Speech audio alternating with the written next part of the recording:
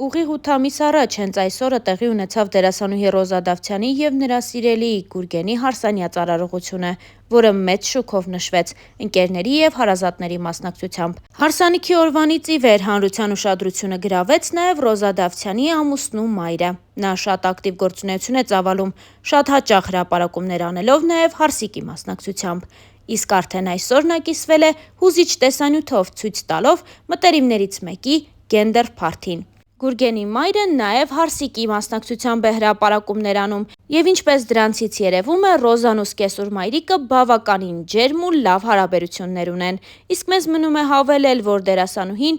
մեզ մնում է հավելել, որ Ռոզա Դավթյանը շատ հաճախ տարբեր տեսանյութերով կիսվում է սոցիալական հարթակներում, պատմելով այն մասին, թե ինչպես է աշխատանքի գնում, եւ այդ ամենից հետո գերհոգնածության զգացողություն ունի։ Առաջարկում ենք դիտել դերասանուհու մասնակցությամբ մի քանի տեսանյութ։ Համա արդեն 12-ն է լինում, ես 8-ից արդեն եմ ու արդեն իմ հետ հասցրել է 2 շատ վատ դեպք լինի։ Առաջինն է նա, որ իմ գործընկերները, ում հետ մենք ունենք պայմանավորվածություն, խափանեցին իմ ամբողջ օրվա պլանները, խլեցին իմ ժամանակից մոտ 1 ժամ, մի խոսքով չեմ ուզում այդ մասին խոսեմ, չեմ ուզում անդրադառնամ այդ հարցին դեռևս։ Երկրորդ վատ բանն է նա, որ ես շատ նեղ տեղով անցնելուց ավտոն քերեցի։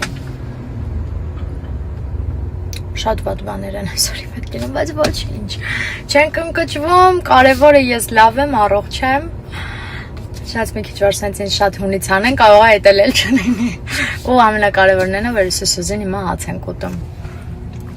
Ամեն վատ բանի մեջ գոնե մի լավ բան կա, որ գոնե սոված չենք, որ սոված լինենք, ջղային կլինեինք։ Ապրես, բա որ մի հատ էլ կոֆե լիներ։ Հեսա ես կկազմակերպեմ։ Փրկիչ Սյուզի։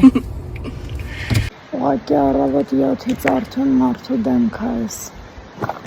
2 ծանր վայրսակներով,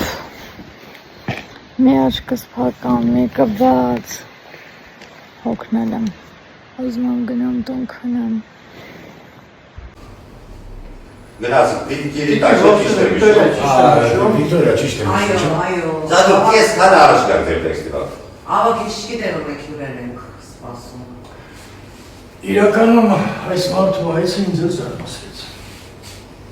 Այս մարդը անուն ունի Բագրատ, եթե քաղաքագիտություն ենք։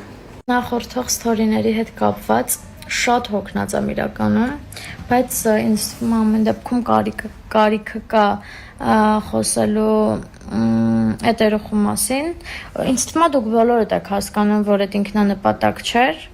շուրջ 700 նամակ եմ երևի ստացել, որոնք վերաբերում էին այդ երեխու վարքագծին։ Ու նպատակն այն չի բացարձակ, որ ես իրան վարկաբեկեմ։ Իմ արածի միտքն էր, որպեսզի նման օրինակ երեխաները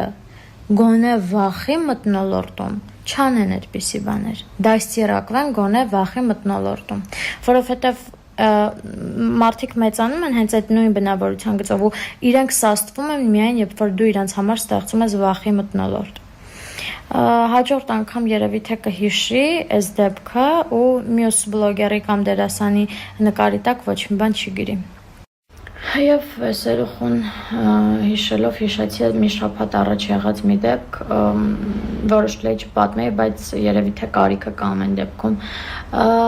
Մի շաբաթ առաջ մտնում եմ մեր հարևանությամբ գտնվող սուպերմարկետ Էտալան, ու մի աղջիկ կա, ով իմ հասակակիցը ու աշխատում այդ խանութում,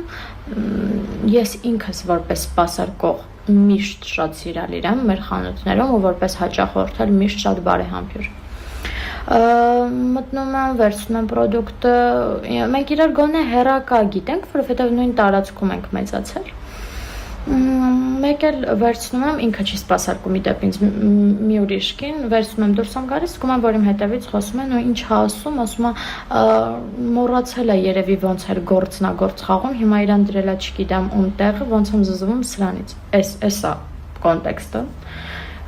իրանց խոսակցության։ Մի խոսքով մի անգամից ասեմ ձեր հետաքրքրող հատված ինքը վերջի վերջո ստացավ պատասխան, որին արժանի էր եւ իմ կողմից եւ տնօրինության եւ իմ մտերիմների, բայց ուզում եմ ասեմ ինչ, որ կորցրեցին իրենք պոտենցիալ 10 հաճախորդ, ես ու իմ այդ հարցին խառնված մարդիկ,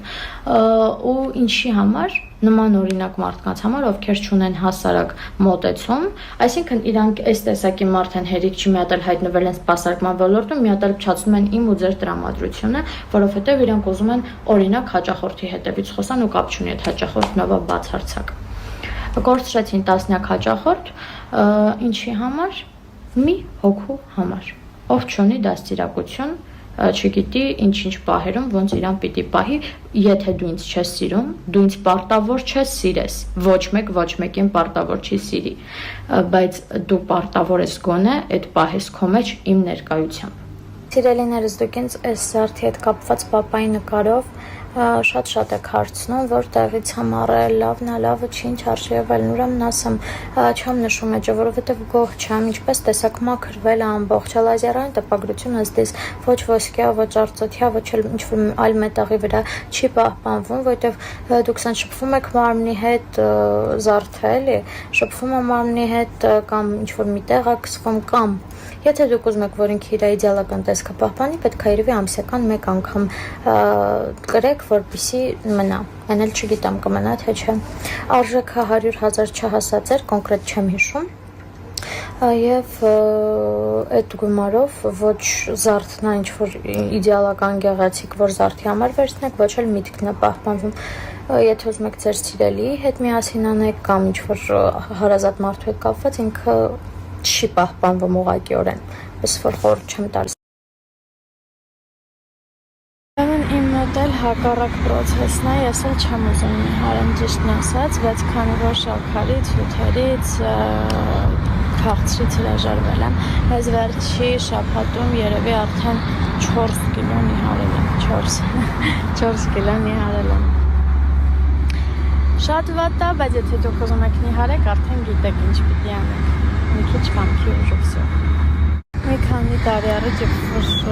սկսում եմ մի խոսքով Instagram-ում կամ ընդհանրապես ապրում էի։ Կապիչներս խանդվել է, սա ընկնել է։ Իրականում մտքից ծայրով չեր անցնի, որ հնարավոր է ինձ մի օր ամեն օր այս հարցը տան։ Եղեք ապշում եմ։ Ես այդքան մեծ չեմ, որ ամուսնանալու մասին դեռ մտածեմ։ Ըստիս, եթե կարելի է, տենց մտածեմ, հա։ Չգիտեմ, ինչի եք ես հարցը այսքան տալիս ինձ։ Սա կարծում եմ հարցերից հա, որը մի պատասխան իր մեջ չի ներառում, այլ շատ ու շատ պատասխաններ, որովհետև ինքնստինքյան արդեն ինդիվիդուալ հարց է, ու հետևաբար ինդիվիդուալ եւ յուրով պատասխանա ակնկալում։ Տեսեք, եթե օրինակ ունեք քթի կոմպլեքս, արտաքին կոմպլեքսների մասին ասես խոսենք, դրա լուծումը արդեն դուք կարող եք տալ։